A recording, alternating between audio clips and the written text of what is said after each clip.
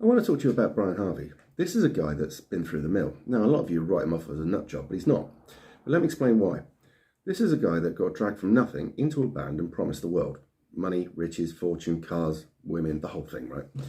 Anyway, the carrot was always dangled in front of him, but never actually made it. And there was two others in the band that actually made next to nothing out of it because they didn't write the songs. And they were going around the place and they were talking to each other while they were on tour and saying, how much money you got in your bank? And they'd say, well, I've only got this and I've only got that. And there was one band member that said, well, I've got all of this. But when you write the songs, you make the money. Now, in the meanwhile, they're being handled by a band manager who, well, take a look at this.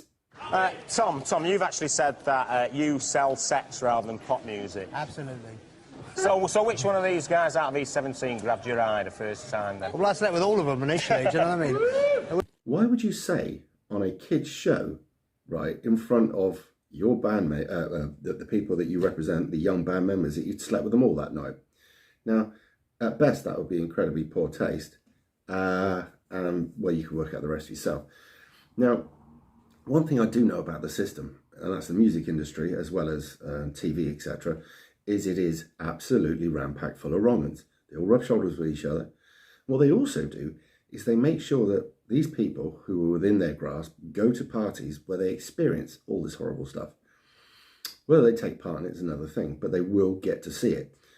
Why? I don't know. I'm not in part of that, but that's what happens. Now, I'm pretty sure, from what I've been told, that Brian has seen stuff that he'd rather not have seen. Didn't partake, but saw it. And this is why he's a problem. Because he's coming out now and exposing the system that many of you believe is corrupt and degenerate, what I find difficult is when somebody actually comes out and says this stuff, then you believe that he's off his head.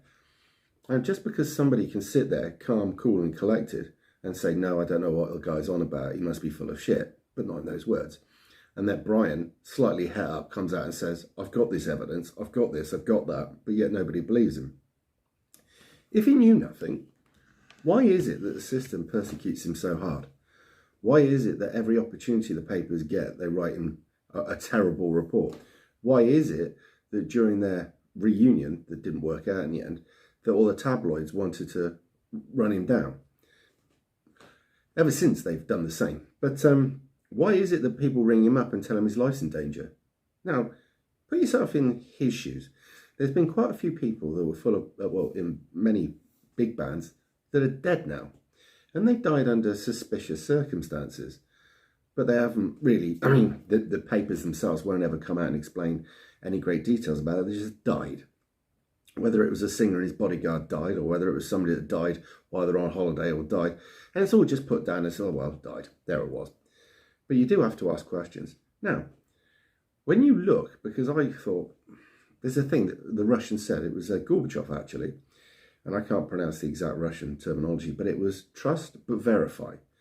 So I looked at what Brian was saying and I thought, well, I'm going to have a little look for myself. And yes, there are other media outlets, or there's other outlets that will back up exactly what he said. That's not his words. That's coming from other people.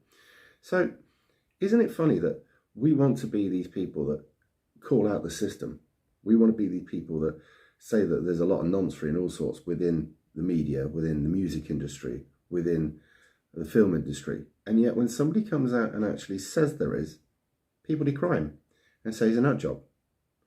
I just want you to have a little think about that, because we need to check ourselves here. It's all too easy just to point at fucking somebody and go, nutter, because he's coming out and saying something completely different to everything else. But you should by now realise that most of what we've lived through in the past was a bloody lie, and that we're all conditioned, and that maybe it's going to be harder to break that conditioning than you think. But it's your conditioning that might be not giving him a chance. Yes, I know he can shout. Yes, I know he can seem upset. But if your life, if you were promised all of these things and then had it snatched out from underneath you and then had your life ruined, you'd be a bit pissy too. All right, so bear that in mind when you ever think about him, and don't write the guy off. And incidentally, he can still sing. I remember actually, when I first saw E17, I looked at him and I thought, they look like a bunch of Larry cunts. And I always thought that as a bloke, you couldn't follow boy bands because, well, it would be a bit gay. However, I did buy one of their singles at least. Whatever. Anyway, Brian, if you're watching this, chin up, mate. And if the rest of you are watching this, have a think. Don't call yourself truthers, and don't say you want a different world and you want to expose the truth. When somebody comes out and starts doing it and you knock them, have a little look into it first. I like to do my research. You do the same. See you in a bit.